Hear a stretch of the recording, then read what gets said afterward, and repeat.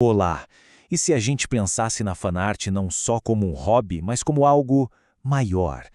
Hoje vamos explorar como essa paixão de fã pode se transformar numa linguagem de arte super poderosa, capaz de criar comunidades e até mesmo de gerar negócios. Olha, tudo começa com um objetivo, né? E que objetivo?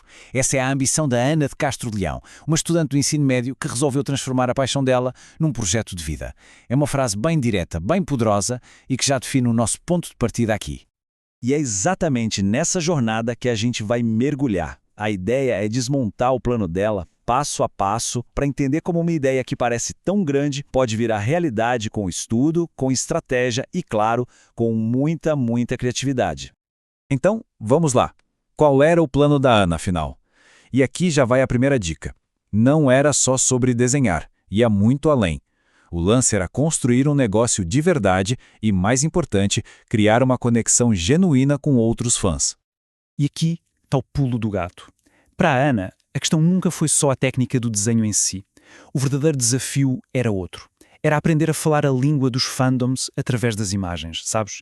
Criar artes que não fossem só bonitas de olhar, mas que tivessem um significado profundo, que realmente conversassem com a comunidade. Isso nos leva para uma ideia que é fundamental. Fanart é muito mais que uma simples homenagem, muito mais que uma cópia. É uma forma de arte complexa, é quase um diálogo constante com a obra original. O mais legal aqui é como a gente começa a redefinir o que é fanart.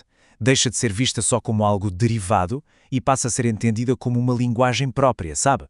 Uma linguagem que consegue expandir universos, aprofundar personagens e, o mais importante, fortalecer os laços dentro de um fandom.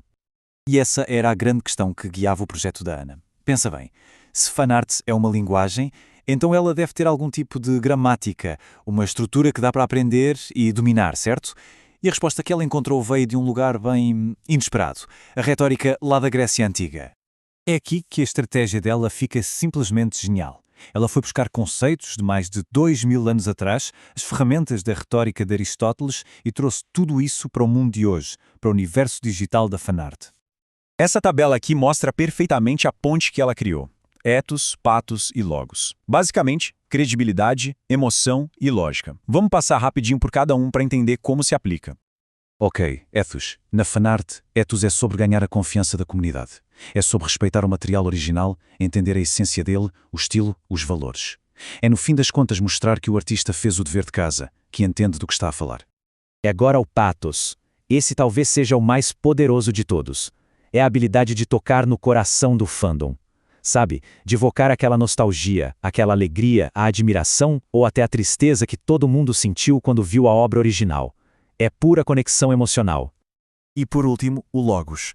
Esse aqui é o pilar da consistência. Os fãs, eles conhecem a história, as regras do universo, a personalidade dos personagens de cabo a rabo. Então, uma fanart que respeita essa lógica interna, ela parece real, parece que pertence de verdade àquele mundo. Ok, tudo isso é muito bonito na teoria, né? Mas como é que a Ana pegou esses conceitos e transformou em arte de verdade, em postes, numa estratégia de negócio? Agora a gente vai para a parte prática, ver como tudo isso se encaixa. Então, o processo dela tinha esses 4 passos aí, uma mistura muito inteligente de análise, sabe? Olhar o que já funciona. Depois, a criação artística, mas já pensando na teoria. Aí vem o refinamento com tecnologia e, o que é crucial, a parte de compartilhar, de criar um diálogo com a comunidade. Ela não estava a criar sozinha num vácuo.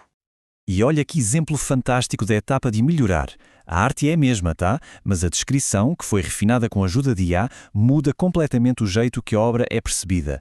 Deixa de ser uma legenda qualquer e vira um convite emocional, usando a própria linguagem do fandom para aprofundar a conexão. Então, ao seguir esse processo todo, a Ana não estava só a aprender a desenhar melhor, não. Ela estava, na verdade, a explorar o verdadeiro poder da fanart como um fenómeno cultural, como algo criativo e gigante. O ponto-chave aqui é entender a fanart como uma forma de narrativa transmídia. O que é isso? Ela pega numa história e expande, dá uma vida nova noutras mídias. E o mais legal, transforma os fãs, que antes só assistiam, em co-criadores daquele universo que eles amam. O que, claro, é essencial para o plano da Ana de vender produtos. Essa ideia, que ficou famosa com o documentário Everything is a Remix, é o coração da coisa toda. Criatividade não nasce do zero. Ela constrói-se em cima do que já existe. E a fanart, talvez, seja o exemplo mais puro e apaixonado desse princípio a funcionar na prática. E com isso, a jornada da Ana deixa uma pergunta no ar. Se a criatividade é, no fundo, recombinação, o que é que vai ser remisturado agora? Que histórias estão aí, só à espera de serem recontadas? A resposta, quem sabe, pode ser o começo de uma nova e incrível jornada criativa para qualquer pessoa.